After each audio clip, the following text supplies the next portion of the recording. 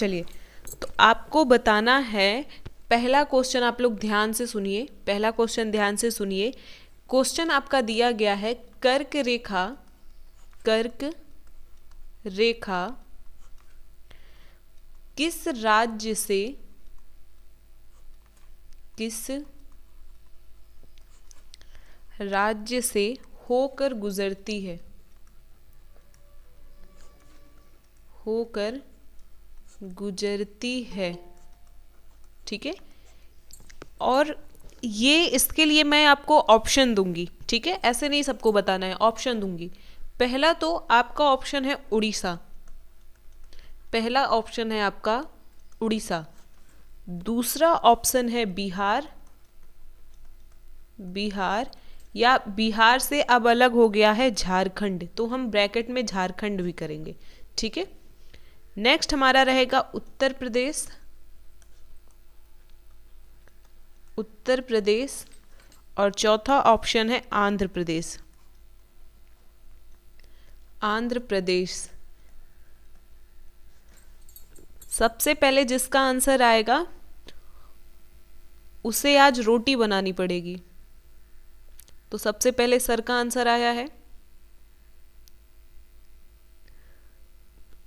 जो लोग आंसर आज जल्दी करेंगे उनको आज खाना बनाना पड़ेगा, और सर का आंसर पहले आ गया तो सर बनाएंगे आज खाना। ठीक है, चलिए गीता जी, आंसर तीसरा क्या होगा? तीसरा उत्तर प्रदेश। बिल्कुल। नहीं मैम, झारखंड बोले हैं ना तीसरा। अच्छा अच्छा अच्छा, ऐसे बोलिए, मतलब पहला ऑप्शन ये, दूसरा ऑप्शन ये और तीसरा ऑप्शन ये। चलिए ठीक है, तो क्या हो जाएगा? झारखंड हो जाएगा। ठीक है, झारखंड बिहार। ठीक है, बिहार का ही हिस्सा था पहले झारखंड, बाद में इसे अलग राज्य घोषित कर दिया गया। ठीक, चलिए ये क्वेश्चन जानते हैं कब आप लोग का पूछा गया है? ये आपके यूपी पीसीएस का क्वेश्चन है। ठीक है, यूपी पीसीएस का, जो लोग पीसीएस का एग्जाम दिए होंगे वो लोग ये जरूर क्वेश्चन उनके सामने आया होगा, यूपी पीसीएस। लेकिन दुख की बात ये है कि ये क्वेश्चन 1990 का है। ठीक है, 1990 का है, तो हम लोग तो पैदा भी नहीं हुए थे। चलिए नेक्स्ट क्वेश्चन बताएंगे। नेक्स्ट क्वेश्चन फिर से आपको बताना है कि यही क्वेश्चन सेम, कि कर्क रेखा कहाँ से गुजरती है। ऑप्शन सुन लीजिए, मध्य प्रदेश, त्रिपुरा, मध्य प्रदेश, त्रिपुरा, मिजोरम, मिजोरम, और आखिरी क्वेश्चन है इन सभी में, इन सभी से या इन सभी में। ठीक है, चलिए इस बताएंगे इस क्वेश्चन का आंसर कि कर्क रेखा किस राज्य से गुजरती है। सर का आंसर सी क्यों आ रहा है? नीलम जी का आंसर पहले आ गया। अच्छा, कृतांजलि का पहले आया है, तो कृतांजलि इस सब्जी बनाएगी और उसके जीजा रोटी। सी नहीं इसका सही है, ये सभी सही है। ठीक है, ये सभी सही है। मित्र पर गमछा झार, पता है ट्रिक, फिर भी आप लोग को भूल जा रहा है। मध्य प्रदेश, त्रिपुरा और मिजोरम। ठीक है, मध्य प्रदेश, त्रिपुरा और मिजोरम, इन सभी से गुजरती है, इन सभी से गुजरती है। क्या हम लोग लिखते हैं? मित्र पर गमछा झार, यही हम लोग लिखते हैं ना। ठीक है, तो झार से क्या हो जाएगा? झारखंड हो जाएगा, झारखंड हो जाएगा। छ से क्या हो जाएगा? छत्तीसगढ़ हो जाएगा, छत्तीसगढ़ हो जाएगा। ठीक है, छत्तीसगढ़ हो जाएगा। मी से क्या हो जाएगा? मिजोरम। त्र से त्रिपुरा। प से क्या हो जाएगा? पश्चिम बंगाल, पश्चिम बंगाल हो जाएगा। फिर र से राजस्थान, ग से गुजरात, और म से मध्य प्रदेश। ठीक है, मध्य प्रदेश। तो इस तरीके से इसका आंसर क्या होगा? इन सभी से। ठीक है, चलिए नेक्स्ट क्वेश्चन आपको बताना है। नेक्स्ट क्वेश्चन आपको बताना है कि, फिर से मैं क्वेश्चन बोल रही हूँ, ध्यान से सुनिएगा। क्वेश्चन आपका है कि निम्नलिखित नगरों में से कौन कर्क रेखा के निकटतम दूरी पर स्थित है। ठीक है, आपको निकटतम दूरी बताना है। देखिए ये क्वेश्चन आप तभी कर सकते हैं जब आप मैपिंग किए हो। ठीक है, मैप को जब आप ध्यान से देखेंगे तो हमें पता चलता है कि कौन सा शहर, कौन सा कह सकते हैं जिला, कौन सा स्थान ऐसा है कि जो कर्क रेखा के एकदम निकट है या जो मानक समय रेखा के निकट है। तो यहाँ पे हमें बताना है निकटतम दूरी उस स्थान की जो कर्क रेखा के समीप है। ठीक है, नहीं ये जाएगा नहीं, ये आसान क्वेश्चन है। ऑप्शन सुन लीजिए आप लोग। पहला ऑप्शन है अगरतला, अगरतला। दूसरा ऑप्शन है गांधीनगर, गांधीनगर।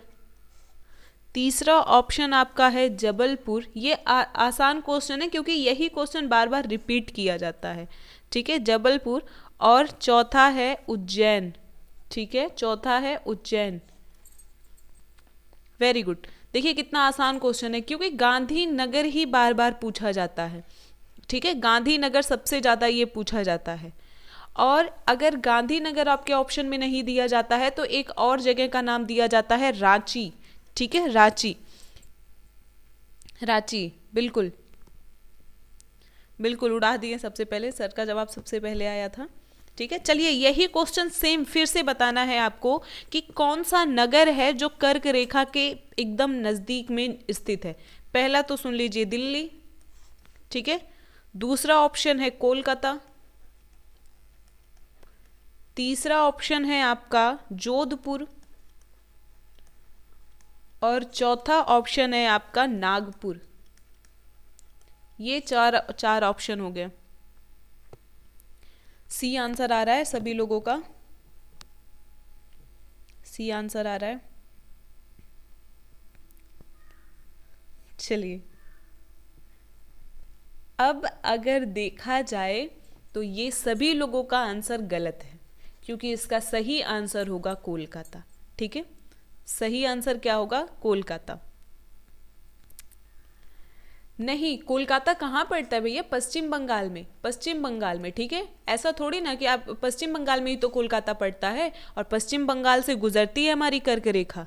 ठीक है, जोधपुर कहाँ पड़ता है? जोधपुर पड़ेगा राजस्थान में, राजस्थान से भी हमारी कर्क रेखा गुजरती है। नागपुर पड़ता है मध्य प्रदेश में और मध्य प्रदेश से भी हमारा कर्क रेखा गुजरता है। ठीक है, और दिल्ली ही एक ऐसा हम कह सकते हैं राज्य है या केंद्र शासित प्रदेश है जहां से कर्क रेखा नहीं गुजरती। तो इस तरीके से आप बस इसको कट कर सकते हो, बाकी तीनों नहीं कर सकते। इसके लिए आपको मैपिंग करना होगा। ठीक है, इसके लिए आपको मैपिंग करना होगा। आप छोटा सा मैप हमेशा अपने पास रखा करो। ठीक है, छोटा सा आप मैप रखोगे अपने पास ना, तो उससे आपको बेहतर तरीके से समझ में आएगा। जोधपुर पड़ेगा मतलब क्या होता है ममता जी, यहां ध्यान दीजिएगा। आप यहां से चल रही हैं तो आपको पहले जोधपुर पड़ रहा है, हम इधर से चल रहे हैं तो हमारे पास पहले जोधपुर, हमारे पास क्या पहले पड़ेगा? इसका मतलब ये नहीं कि पहले जोधपुर पड़ेगा या क्या पड़ेगा। ठीक है, अगर जोधपुर कर्क रेखा यहाँ है और जोधपुर यहाँ है और पश्चिम बंगाल एकदम कर्क रेखा के समीप में है, बताइए कौन सा पड़ेगा?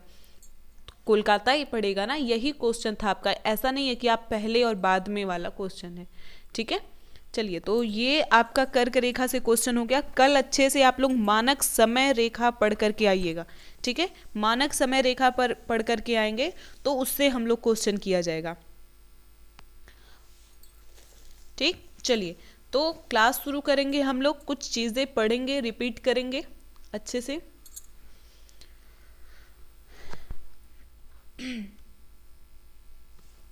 26 के ऊपर नहीं है जोधपुर। जोधपुर का जो एरिया पड़ता है वो 23 के पास पड़ता है। ठीक है, 23 अच्छा जोधपुर, हाँ बिल्कुल जोधपुर का 26 है, जोधपुर का 26 है और कोलकाता 23 के समथिंग है। ठीक है, बिल्कुल। चलिए सब लोग पढ़ते हैं। तो ये आप लोग के कुछ क्वेश्चन ऐसे ही नॉर्मल क्वेश्चन। देखिए जो टीचर होता है ना वो आपको सिर्फ टॉपिक बताता है कि ये हम पढ़ रहे हैं ऐसे पढ़ना है, लेकिन क्वेश्चन किस तरीके से पूछे जाते हैं इसके लिए थोड़ा आपको प्रीवियस ईयर क्वेश्चन और साथ ही साथ जो आपको कहीं भी क्वेश्चन मिले, कोई भी क्लास चल रही हो क्वेश्चन मिल रहा हो, आप कर लिया करो। ठीक है। और इस बार का पेपर आप लोग दे करके समझ गए होंगे कि जो ये यूपी गवर्नमेंट है ना, कुछ भी करवा सकती है। सोचिए हम लोग कितनी बार 2017 का पेपर यूपी टेट के लिए रिवाइज करवाए थे, लेकिन जब क्लास में कराया जा रहा था तो लोगों को लग रहा था कि मैम बार बार यही क्वेश्चन करवाती हैं, यही पेपर करवाती हैं, और उठा के पूछ लिया 2017। ठीक है, तो इसीलिए कब आप किसी से ये एक्सक्यूज नहीं दे सकते हो कि मैम मैंने प्रीवियस ईयर नहीं पढ़ा। क्यों नहीं पढ़े भाई, आप प्रीवियस ईयर क्यों नहीं पढ़े? आप कोई एग्जाम देने जा रहे हो, किसी भी एग्जाम के लिए दो कॉन्सेप्ट आपका क्लियर होना जरूरी है। पहला नंबर तो आपको सिलेबस पता होना चाहिए, ठीक है, सिलेबस पता होना चाहिए, और दूसरा नंबर आपको प्रीवियस ईयर पेपर पता होना चाहिए, ठीक है, प्रीवियस ईयर आपको पेपर पता होना चाहिए, ठीक। तो ये बहुत जरूरी कॉन्सेप्ट है, ये बहुत जरूरी है, ठीक है, ठीक है। तो चलिए अब हम लोग कल की क्लास में क्या पढ़ लिए थे? कल की क्लास में हम लोग थोड़ा बहुत बात किए थे कि जो हिमालय है, ठीक है, जो हिमालय है, एक बार फिगर देख लेते हैं। ये देखिए, ये हिमालय की श्रेणी आपको दिखाई पड़ रही होगी आपकी स्क्रीन पर। इस हिमालय का हम लोग कुछ भाग पढ़े थे कि ये ऊपर वाला हिस्सा काराकोरम होता है, ठीक है, पेन मैं चेंज कर लूँ, शायद क्लियर नहीं हो रहा होगा आप लोग को। ये ऊपर वाला हिस्सा क्या होता है? काराकोरम होता है। फिर ये पश्चिमी हिमालय होता है, पश्चिमी हिमालय होता है। फिर ये बीच का हिस्सा मध्य हिमालय होता है, मध्य हिमालय होगा। और इसके बाद जैसे हम इधर आएंगे ये पूर्वी हिमालय कहलाता है, ठीक है, पूर्वी हिमालय कहलाता है। इतनी चीजें हम लोग पढ़ ली थी, ठीक है। चलिए, तो ये हम लोग एकदम ध्यान से देखे थे। और इसके बारे में देखिए, फिर से एक बार मैं हाइलाइटर का यूज करूं ताकि आप लोग को एक बार मैं फिर से दिखा सकूं। लेजर पेन चलाती हूँ, ठीक है। देखिए यहाँ ध्यान दीजिए, ये वाला ऊपर का हिस्सा क्या हो गया? काराकोरम हो गया। आप लोग अपने क्लास में, जो आप लोग की क्लास चल रही है ना, उसको जूम अप करके देख सकते हैं। फिर नीचे देखिए, ये आपका पूर्वी हिमालय हो गया, ये मध्य हिमालय हो गया, ये पश्चिमी हिमालय हो गया, ये बीच का हिस्सा मध्य हिमालय हो गया, और ये वाला हिस्सा जो कह सकते हैं अरुणाचल प्रदेश का जो हिस्सा है, ये आपके पूर्वी हिमालय के अंतर्गत आता है, ठीक है, पूर्वी हिमालय के अंतर्गत आता है। और आज हम लोग जानेंगे, आज की क्लास में हम लोग जानेंगे कि ये जो हिमालय है, ये जो हिमालय है, इसका निर्माण कैसे हुआ था, हिमालय बना कैसे था। बहुत ही मोस्ट इंपॉर्टेंट चीज़ है, ध्यान से एकदम देखिएगा। हम लोग पढ़े थे कि इस तरीके से हमारी पृथ्वी थी, ठीक है, इस तरीके से हमारी पृथ्वी थी।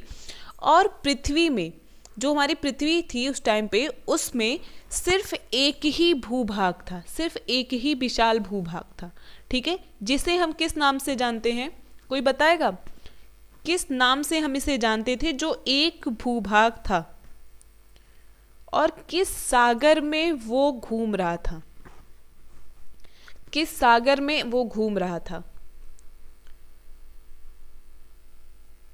टेथिस सागर। जितने लोग बता रहे हैं गलती कर रहे हैं, टेथिस सागर अभी नहीं होगा यहाँ पर, सब लोग गलत बता रहे हैं, सभी लोग गलत बता रहे हैं। अगर अभी हम बताएंगे तो सब लोग बोलेंगे हाँ हाँ हाँ याद आ गया, याद आ गया, ठीक है। ये भूभाग था पैंजिया। कौन सा भूभाग था? पैंजिया, अभी याद आया। और ये किस सागर में घूमता था? पैंथलासा सागर में, पैंथलासा सागर में घूमता था, ठीक है, पैंजिया था और पैंथलासा सागर में घूमता था, ठीक है। अब क्या हुआ, एक वैज्ञानिक हुए, वैज्ञानिक का नाम याद है कि वो भी नहीं याद है आप लोग को? वैज्ञानिक कौन थे? कौन से वैज्ञानिक थे जो इसके विखंडन का सिद्धांत दिए? कौन से ऐसे वैज्ञानिक थे जो पूरे विश्व के विखंडन का सिद्धांत दिए थे? ममता जी कहाँ चली गई आप? चीजें कोई बात नहीं, भूलना नहीं चाहिए।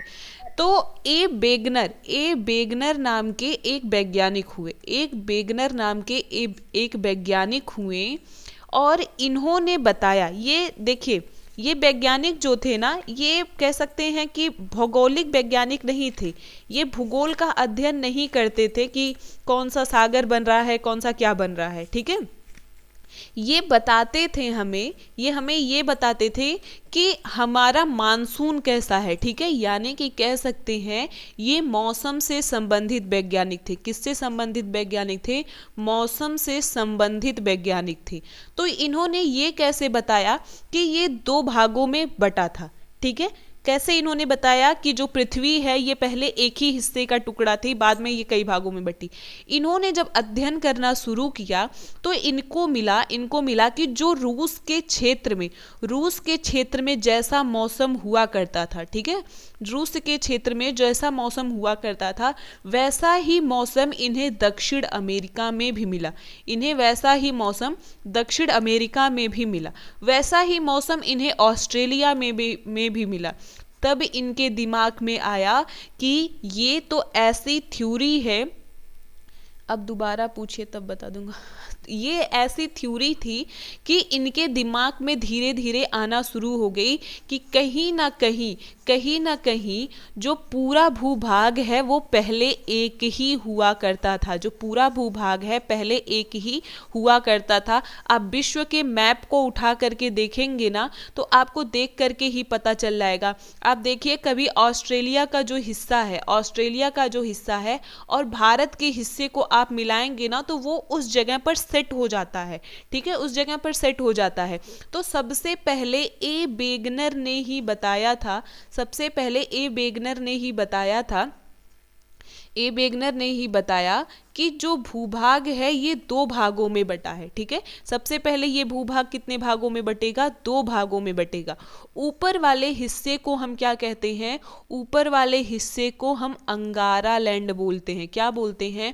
अंगारा लैंड बोलते हैं। और जो नीचे का हिस्सा हुआ इसे हम गोंडवाना लैंड कहें।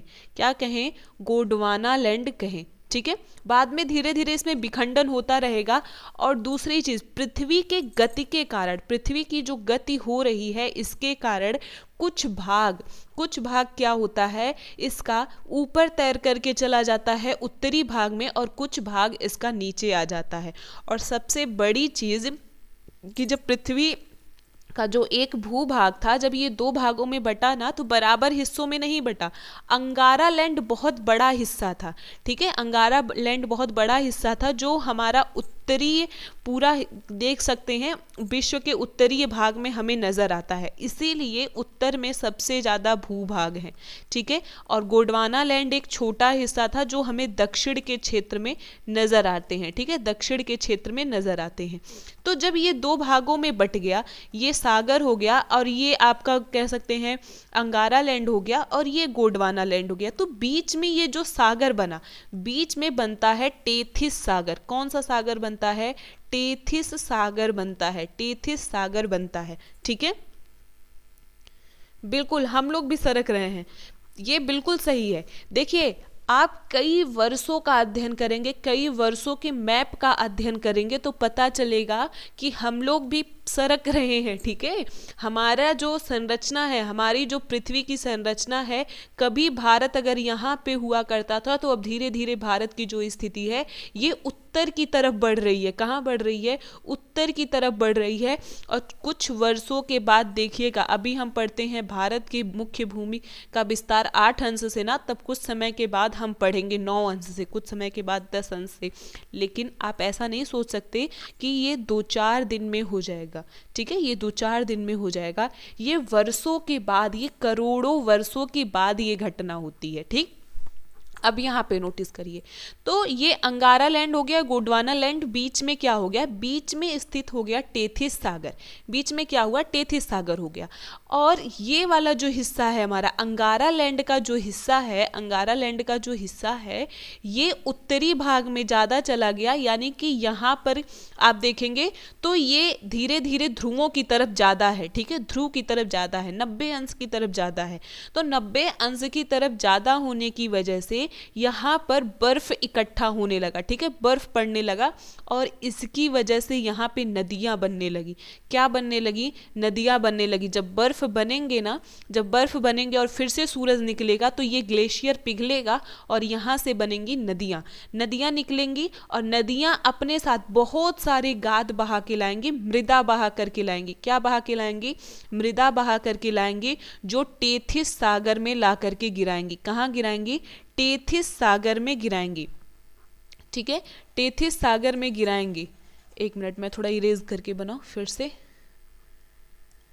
देखिए ये आपका हो गया अंगारा लैंड। यहाँ से धीरे धीरे क्या हो रहा है, नदियाँ अपने साथ बहुत सारा गाद लेकर के आ रही हैं जो यहाँ पर गिरा रही हैं, ठीक है, यहाँ पर गिरा रही हैं। और इसके गिराने से नदियाँ जो गाद गिरा रही हैं, इसी से क्या होता है, एक लेयर जमता है, एक लेयर जमता जाता है। और इसी के कारण ये जो लेयर जमता है, यहाँ पे अब दो नियम लगेगा। एक तो टेथिस सागर में क्या हो रहा है, टेथिस सागर में गाद गिर रहा है, टेथिस सागर में क्या हो रहा है, मृदा का जमाव हो रहा है। और दूसरी चीज़ आप याद रखिएगा, दूसरी चीज़ आप याद रखिएगा, हमारे पृथ्वी के नीचे ना 7 बड़े प्लेट हैं, 7 बड़े प्लेट हैं। प्लेट क्या होता है भैया? तो ये पहले हम देख लेते हैं। जैसे मान लीजिए कि ये हमारा हो गया, ये मान लीजिए ऑस्ट्रेलिया का हिस्सा हो गया, ठीक है, ऑस्ट्रेलिया। तो इस ऑस्ट्रेलिया का जो भूभाग है ना, उसके नीचे कुछ प्लेटें हैं। प्लेट एक तरीके से आप कह सकते हैं, जैसे आप कहीं कुर्सी पर बैठे होंगे तो आपके नीचे कुर्सी है, आपके नीचे तखत है, ठीक है, या चद्दर है या कुछ भी है। तो वैसे ही भूभाग के नीचे भी खूब बड़े बड़े प्लेट हैं जो उस भूभाग को रखे हुए हैं। परत नहीं कह सकते, प्लेट याद रखिए। जैसे आप केक को रखने के लिए प्लेट यूज करते हैं ना, वैसे ही इस भूभाग को रखने के लिए, भूभाग को रखने के लिए प्लेट बना हुआ है। और विश्व में 7 बड़े प्लेट हैं। कितने बड़े प्लेट हैं? 7 बड़े प्लेट हैं। जितने महाद्वीप हैं उतनी बड़ी प्लेटें हैं, क्योंकि हर प्लेट पर एक महाद्वीप टिका हुआ है, ठीक है, हर प्लेट पर एक महाद्वीप टिका हुआ है। समझ में आया? तो अब ये ऑस्ट्रेलिया का प्लेट हो गया, ऑस्ट्रेलिया का प्लेट हो गया। और उसी तरीके से जो एशिया का हिस्सा है, ये हो गया एशिया का भाग, ठीक है। तो एशिया के नीचे भी क्या हुआ है, प्लेट है, एशिया के नीचे भी प्लेट है। और यहाँ पर टेथिस सागर नदी, टेथिस सागर क्या कर रही थी, मृदा गिरा रही थी। तो इस कंडीशन में क्या हुआ, जब ये मृदा ज़्यादा होने लगा, तब ये जो प्लेट है, ऑस्ट्रेलिया का प्लेट, ठीक है, ऑस्ट्रेलिया का प्लेट एशिया के प्लेट को धक्का देने लगा। ऑस्ट्रेलिया का प्लेट एशिया के प्लेट को धक्का देने लगा।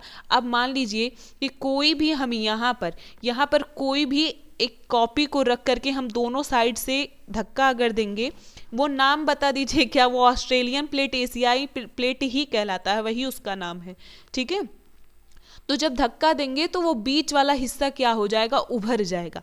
तो यही हुआ, जब ऑस्ट्रेलियन प्लेट और एशियन प्लेट एक दूसरे को ढकेलने लगे तो बीच में जो टेथिस सागर में जो गाद गिरा था वो ऊपर उठाया, जो टेथिस सागर में गाद गिरा था वो ऊपर उठाया। और इसी की वजह से हिमालय का निर्माण हुआ।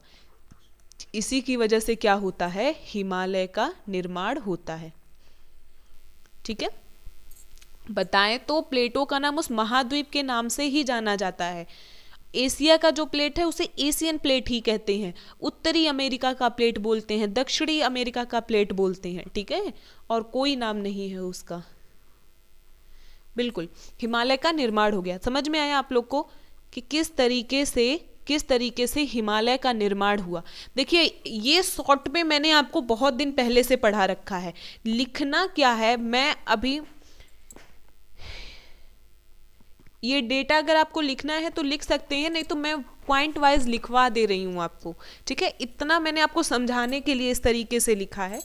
और अगर आप ये लिखना चाहते हैं कि 7 बड़ी प्लेटें हैं तो ये आप नोट कर सकते हैं, ठीक है। हिमालय का निर्माण टेथिस सागर में हुआ है, ठीक है, टेथिस सागर में हुआ, ये भी आप नोट कर सकते हैं। बाकी मैं लिखवा दे रही हूँ आपको, आप अच्छे से लिख लो कि किस तरीके से करना है। तो पहले इरेज कर देते हैं। चलिए, पहला पॉइंट हमें लिखना है,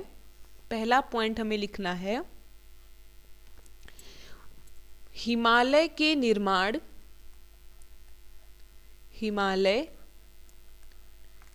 के निर्माण के संबंध में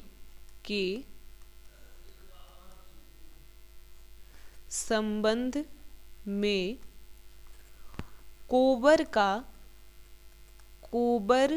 का भूसन्नति सिद्धांत, बहुत इंपॉर्टेंट है, मोस्ट इंपॉर्टेंट, पूछा जा सकता है भूसन्नति सिद्धांत के प्रतिपादक कौन है।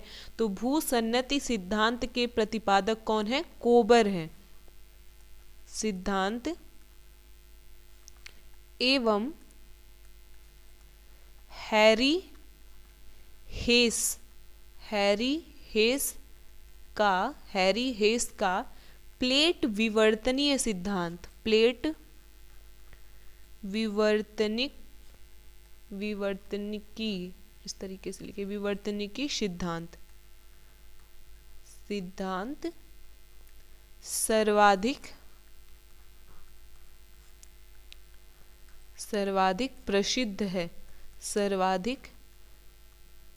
प्रसिद्ध है। ठीक है, आप लोग को बताए हैं ना कि यहाँ पे दो सिद्धांत काम करता है। पहला तो टेथिस सागर में मृदा का जमाव हो रहा है, तो ये कहा कोबर ने, उसी को हम भूसन्नति कहते हैं। क्या कहते हैं? भूसन्नति कहते हैं। और जो मैंने बताया कि ऑस्ट्रेलियन प्लेट एशियन प्लेट को ढकेल रही थी, तो ये कहा हैरी हेस ने। किसने कहा? हैरी हेस ने कहा। इसी को हम प्लेट विवर्तनिकी सिद्धांत कहते हैं। ठीक है, इसी को हम क्या कहते हैं? प्लेट विवर्तनिकी सिद्धांत कहते हैं।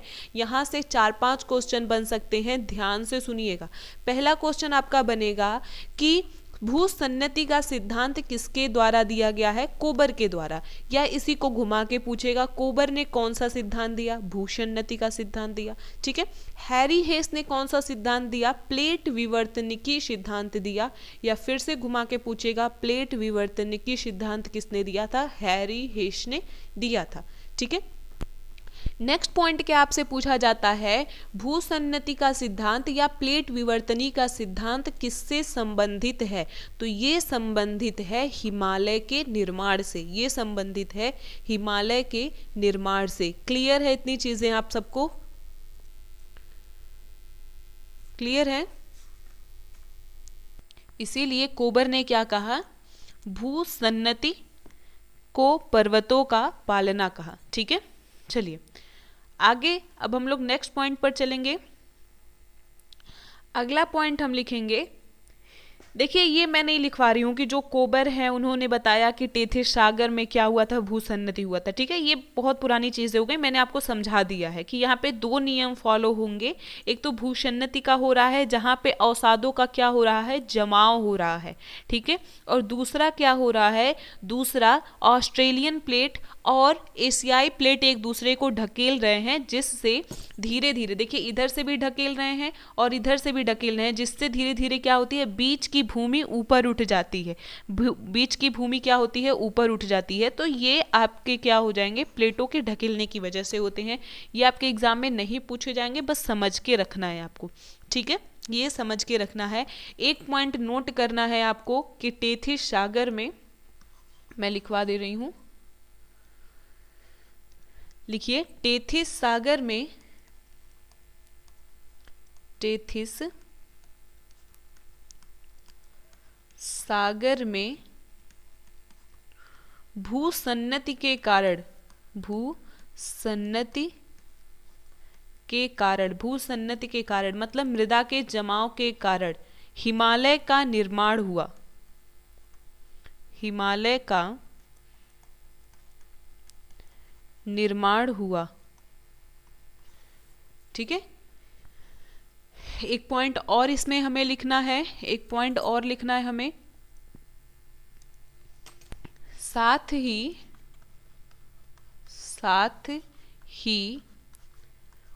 ऑस्ट्रेलियन प्लेट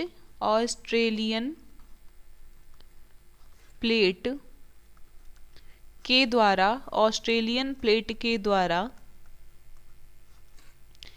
एशियन प्लेट को धक्का देने से, एशियन प्लेट को धकेलने से धकेलने से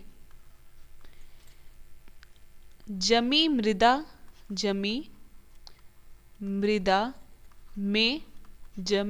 में वलन प्रारंभ हुआ। वलन मतलब होता है मोड़। वलन मतलब क्या होता है? मोड़ होता है। इसीलिए याद रखेंगे हिमालय एक वलित पर्वत है। हिमालय क्या है?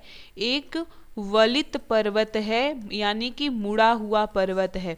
हिमालय एक नवीन पर्वत है, इसका निर्माण अभी जल्द ही हुआ है।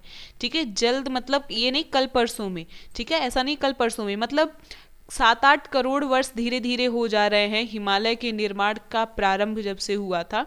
ठीक है, लेकिन फिर भी ये नवीन है, क्योंकि विश्व में जितने भी पर्वत पाए जाते हैं उनमें से सबसे नया पर्वत यही है। ठीक है, विश्व में जितने भी पर्वत पाए जाते हैं उसमें सबसे नया पर्वत यही है।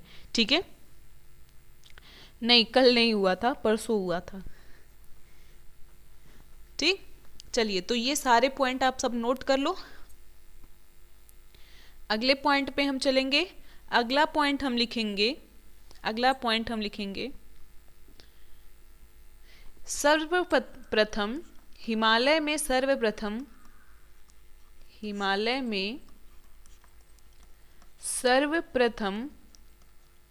सर्वप्रथम काराकोरम श्रेणी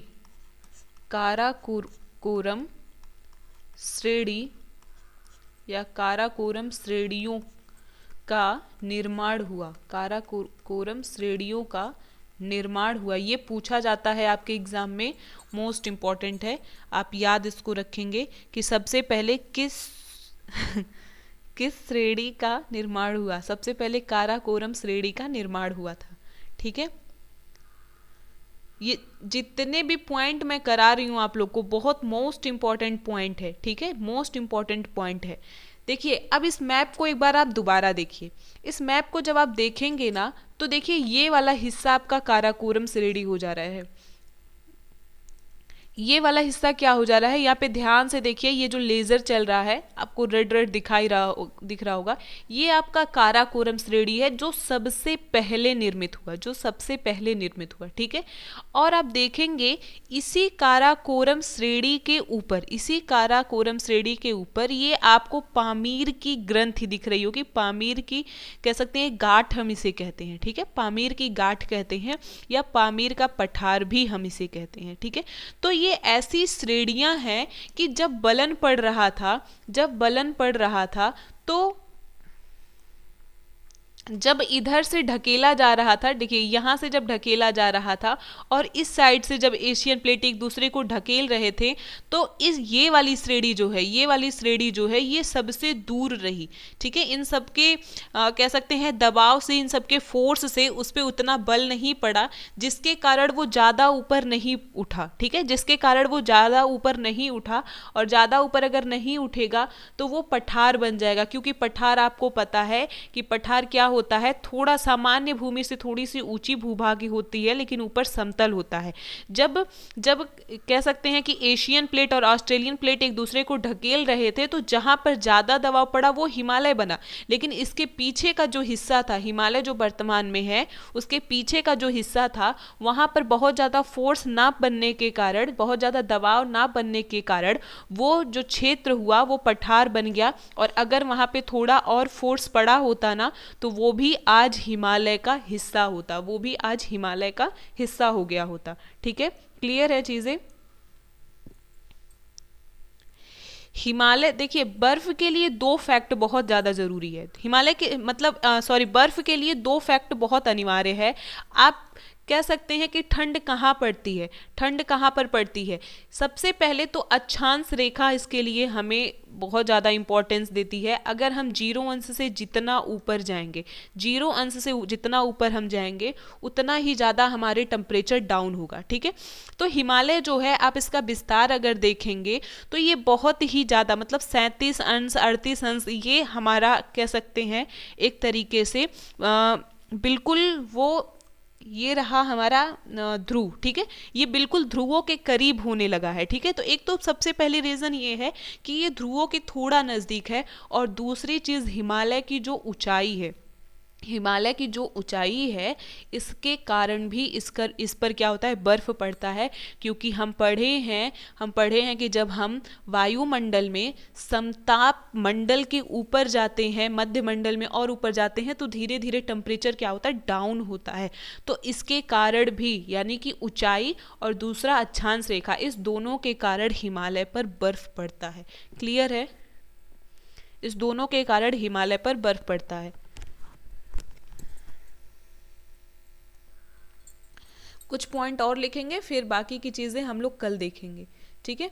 तो प्लेट विवर्तनिकी सिद्धांत हम लोगों ने देख लिया। दो चीज़ हमेशा याद रखिएगा, एक तो हमें सबसे पहले याद रखना है कि जो भूसन्नति का सिद्धांत है, भूसन्नति का सिद्धांत है, इसके कारण हिमालय का निर्माण हुआ है, और साथ ही साथ प्लेट विवर्तनिकी सिद्धांत के साथ ही, यानी कि दोनों सिद्धांत के मिलने से ही हिमालय का निर्माण हुआ है। आपके क्वेश्चन कहाँ से बनेंगे? सबसे पहले तो आपका क्वेश्चन बनेगा कि हिमालय किस प्रकार का पर्वत है, तो हिमालय वलित पर्वत है, नवीन पर्वत है, ठीक है। हिमालय में सर्वप्रथम किस श्रेणी का निर्माण हुआ था, तो कराकोरम श्रेणियों का निर्माण हुआ था, ठीक है, कराकोरम श्रेणियों का निर्माण हुआ था। दूसरा चीज आपका पूछा जा सकता है अगला क्वेश्चन कि हैरी हेस ने किस सिद्धांत को दिया था, प्लेट विवर्तनिकी सिद्धांत। कोबर ने किस सिद्धांत को दिया, भूसन्नति का सिद्धांत। और हिमालय का निर्माण कहाँ पर हुआ है, तो हिमालय का निर्माण हुआ है टेथिस सागर में। कहाँ पर हुआ है, टेथिस सागर में हुआ है। यही आपके सर्वाधिक पूछे जाने वाले क्वेश्चन है, ठीक है, यही सर्वाधिक पूछे जाने वाले क्वेश्चन है, और कुछ भी नहीं पूछा जाएगा, ठीक। हाँ, भूसन्नति वाला दोबारा बता दीजिए। भूसन्नति यही होता है, जैसे मान लीजिए कि इस तरफ की मृदा है, ठीक है, इधर की मृदा है थोड़ी ऊंची है, और इधर की मृदा थोड़ी ऊंची है। बीच में जो छिछला सा हिस्सा होता है, जो थोड़ा सा गड्ढा होता है, और इसमें जो धीरे धीरे पानी, अब आप बताइए यहाँ से अगर बारिश होगी तो इस मृदा से जब ये बारिश की पानी जाएगी तो इसी गड्ढे में जाएगी, और यहाँ से भी इसी गड्ढे में आएगी। तो ये जब दोनों तरफ से मृदा अपने साथ लेकर के पानी का जमाव यहाँ पर होगा, ठीक है, तो धीरे धीरे एक समय आएगा जब इस गड्ढे में मृदा ज़्यादा जम जाएगी, ठीक है, मृदा धीरे धीरे ज़्यादा जम जाएगी, और एक तरफ मान लीजिए ये मृदा तो जम गई ना, इसी मृदा के जमाव को ही हम भूसन्नति कहते हैं, ठीक है। देखिए यहाँ पे हम लिखे हैं यहाँ पे देखिए, जो भूसन्नति होता है ये लंबे होते हैं, संकरे होते हैं, और छिछले जलीय भाग होते हैं, ठीक है, यानी कि इनकी लंबाई अधिक होगी, ठीक है। संकरे मतलब ये पतले होते हैं, बहुत चौड़ा नहीं होता, पतले होते हैं, और इनकी गहराई बहुत अधिक नहीं होती, गहराई कम होती है, इसीलिए इसमें जल्दी से मृदा भर जाती है। समझ में आया ममता जी? क्लियर है अब भूसन्नति? ठीक है, चलिए, बहुत अच्छे से हम लोग इसको पढ़ रहे हैं। सारे पॉइंट्स आप लोग नोट करते चलिएगा, बहुत इंपॉर्टेंट चीजें मैं आप लोग को बता रही हूँ, ठीक है।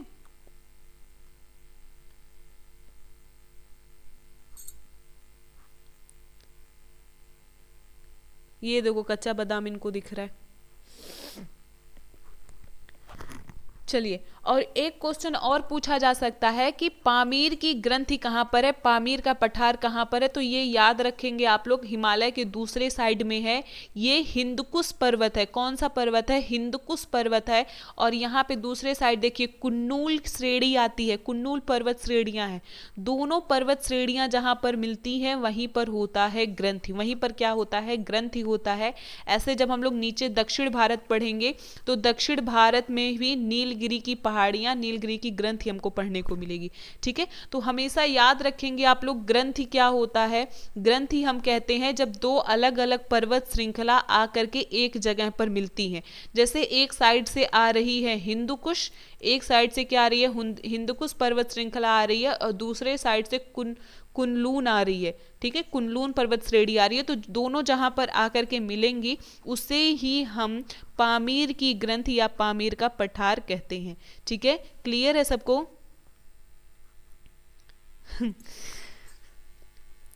पता है जो इंपॉर्टेंट है कल्प के बारे में वो थोड़ा आप देख लो तो बेहतर होगा कल का पढ़ना, ठीक है।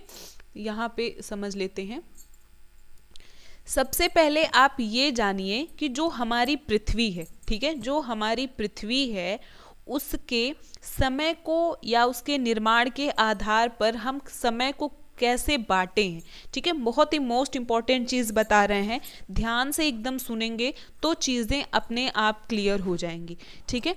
तो पृथ्वी के निर्माण का जो इतिहास है, पृथ्वी के निर्माण का जो इतिहास है, अब यहाँ इतिहास लिख रहे हैं तो इतिहास मतलब होता है कि किसी चीज़ के बारे में उसकी प्राचीन गाथा या प्राचीन समय की बातें, ठीक है। तो पृथ्वी के निर्माण का जो इतिहास है उसको हम लोग 3 काल में बांटते हैं। मुख्यतः पहले हम कितने काल में बांटेंगे? 3 काल में हम बांटते हैं, ठीक है। 3 काल कौन कौन से हैं? ध्यान से देखिएगा। सबसे पहले आता है महाकल्प। क्या आता है? महाकल्प आता है। इसमें क्या हुआ था कोई कुछ नहीं जानता है और ये बहुत बड़ा समय होता है, ठीक है। बिल्कुल बीते समय के बारे में ये बहुत बड़ा है, ठीक है। फिर महाकल्प को हम बांटते हैं युगों में। महाकल्प को हम किस में बांटेंगे? युग में बांटेंगे। किस में बांटेंगे? युग में बांटेंगे। और फिर जो युग है, ठीक है, युग है, इसको हम बांटते हैं शक में। किस में बांटते हैं? शक में बांटते हैं या कल्प में बांटते हैं। किस में बांटेंगे? शक में बांटेंगे या इसी को हम कल्प में बांटते हैं, ठीक है। इतनी चीजें क्लियर हैं?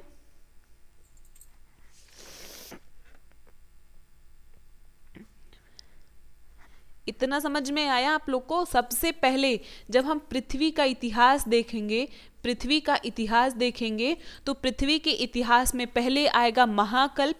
महाकल्प को हम बांटेंगे युग में, युग को बांटेंगे शक या कल्प में, ठीक है। अब देखिए जो महाकल्प है, महाकल्प जो है इसे हम 5 युगों में बांटते हैं। महाकल्प को हम कितने युग में बांटेंगे? 5 युग में बांटेंगे। बहुत मोस्ट इंपॉर्टेंट बता रहे हैं, कभी नहीं पढ़ाए हैं, ध्यान से सुनिए, नोट बना लीजिए। हम महाकल्प को 5 भागों में बांटते हैं। पहले युग को हम बोलते हैं आर्कियोजोइक। क्या बोलते हैं?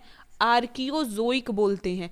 कई बार कल्प का नाम आ रहा है तो मुझे लग रहा है आप लोग कंफ्यूज हो रहे होंगे, इसीलिए बता दे रहे हैं। नहीं, इसमें संवत नहीं होता है मानसी। संवत या फिर जो जनवरी फरवरी जो डेट्स वगैरह हम देखते हैं, जब इंसान एक तरीके से सभ्य हो चुके हैं और बहुत सारी चीज़ों को जान गए, तब उन्होंने ये सारे नाम को दिया। लेकिन इस वक्त पे इंसान का जन्म ही नहीं हुआ था, हम तब के बारे में पढ़ रहे हैं, ठीक है। तो यहाँ पे संवत नहीं होता है। महाकल्प को हम 5 युग में बांटे हैं। पहला युग क्या है? आर्कियोजोइक युग हो गया। दूसरा हो गया, दूसरा लिखेंगे प्रोटीरोजोइक। दूसरा है प्रोटीरोजोइक। याद करने की जरूरत नहीं है, समझने के लिए आप लिखो, ठीक है, ताकि बाद में जब हम कल्प का नाम ले तो आपको समझ में आए कि हम क्या कह रहे हैं। नेक्स्ट लिखिए पोलियोजोइक। पोलियोजोइक, ये 3 हो गए। चौथा लिखेंगे मीसोजोइक है, मीसीजोइक नहीं है, मीसोजोइक है, मीसोजोइक, ठीक है, मीसोजोइक। ये 4 हो गए, पहला, दूसरा, तीसरा, चौथा। और पांचवा जो है ना, 5वें को हम 2 भाग में पढ़ते हैं, 5वां ए और 5वां बी, या 5वां पहला 5वां दूसरा। तो 5वां का पहला जो होता है इसे हम कहते हैं सीनोजोइक। क्या कहते हैं? सीनोजोइक, सीनोजोइक कहते हैं। और लास्ट में जो 5वें का दूसरा है इसे हम कहते हैं नियोजोइक। क्या कहते हैं? नियोजोइक कहते हैं। इन सब के बारे में हम आपको बताएंगे कि क्यों हम किस आधार पर बांटे हैं, ठीक है। तो पहले इतना याद रखो कि जो पृथ्वी का इतिहास है उसमें सबसे पहले आता है महाकल्प। महाकल्प को हम 5 युग में बांटे हैं। महाकल्प को कितने युग में बांटे हैं? 5 युग में, जिसमें आर्कियोजोइक, प्रोटीरोजोइक, फिर पोलियोजोइक है, फिर मीसोजोइक है, फिर सीनोजोइक है और फिर नियोजोइक है। नाम रटने की ज़रूरत नहीं है आपको, ठीक है, नाम रटने की ज़रूरत नहीं है, ठीक। अब इसका क्या मतलब होता है ये भी आपको बताएंगे, और इसके बाद हम लोग देखेंगे जो युग है, एक एक युग को भी हम कई भागों में बांटते हैं, लेकिन इतना हम डिटेल में आपको नहीं बताएंगे। इसके बाद जो इंपॉर्टेंट है बस उतना बताएंगे। तो ये शॉर्ट में आप इसे नोट कर लो, इसके आगे कौन सा कल्प, कौन सा युग है, क्या नाम आता है वो बताया जाएगा। ठीक है, तो आज की क्लास यहीं तक रखेंगे। अब सर जी पढ़ाएंगे, और शायद कल वाली भी पीडीएफ आपको नहीं मिली थी, तो वो पीडीएफ मैं अभी